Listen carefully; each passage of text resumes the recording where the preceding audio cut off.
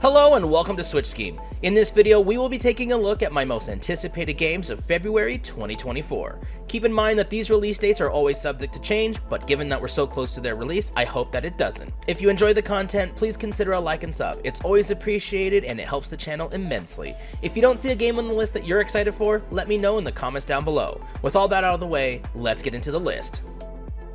The Postal series is one that is often wrapped in controversy due to its subject matter of, quote, going postal, which if you're unsure what that means, it's usually given to a postal worker who is so fed up with working conditions that they go on a rampage, usually violent, but it is a term that can refer to anybody at any time when spontaneous outrage occurs. It's a series with a dark past, but those who can remove the game from reality find a pretty basic isometric shooter that doesn't really offer much beyond controversy. Postal Brain Damage, though, looks to be a little bit different, adding itself among the plethora of Doom clones that we have. The graphics do look outdated, but it offers crazy, fast-paced running and gunning with weapons such as shotguns and a vacuum grinder. I've seen gameplay, and it looks like a fun way to pass some time, but the game overall is very short, and therefore I hope the price is right. Although I am looking forward to it, this is probably the bottom of the barrel for me for February, so I just want to get it out of the way. If this costs more than $5, I'll be waiting for a sale. Postal Brain Damage and its controversy-laden past hits the Switch on February 2nd. Survival horror fans rejoice, Alyssa The Developers Cut is coming to us in February.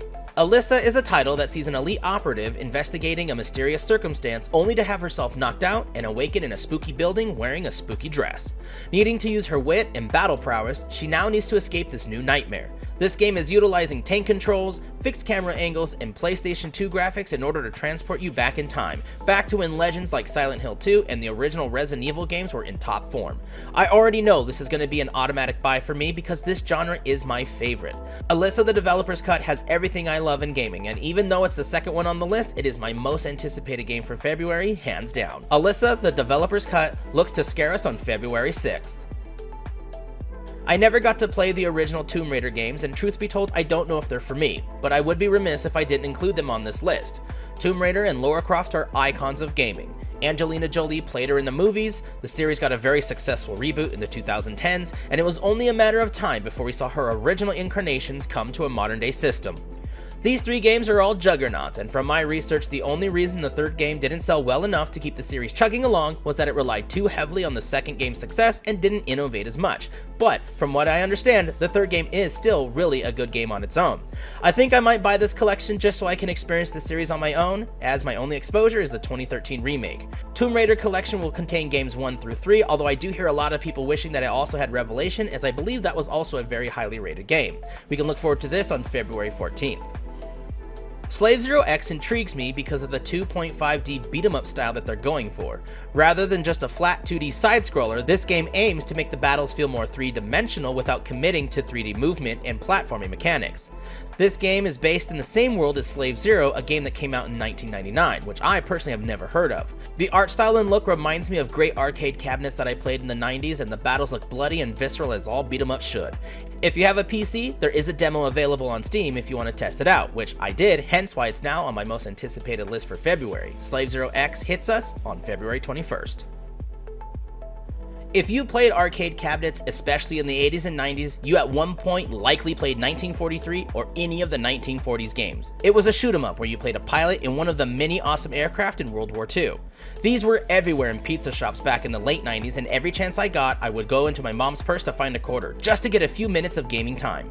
Well, I was watching the trailer for Dead End City, and I instantly was reported back to those days, sitting in the corner of a pizza shop, trying quarter after quarter to beat the big boss, but unable to, still having the best time of my life because the graphics were great, the gameplay was fun, and the bullet hell was intense. Although it's not set in World War II, Dead End City sees you playing a driver in a post-apocalyptic world, cruising and blasting enemies of all sizes, shapes, and skill, collecting what looks like a plethora of power-ups and items to hit that coveted high score. With level mechanics such as falling boulders and exploding cars, it really looks like this will be a fast and furious way to spend some time on the couch. Dead End City is coming to us on February 28th.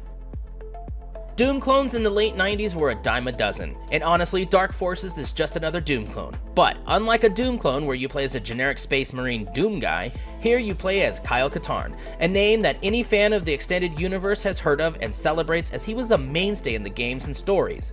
What really sets Dark Forces apart from most Doom clones is the familiarity that you have in the world that you're playing in.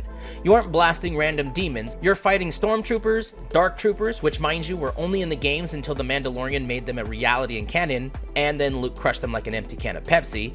You got Gamorrean guards, as well as cameos from some iconic characters.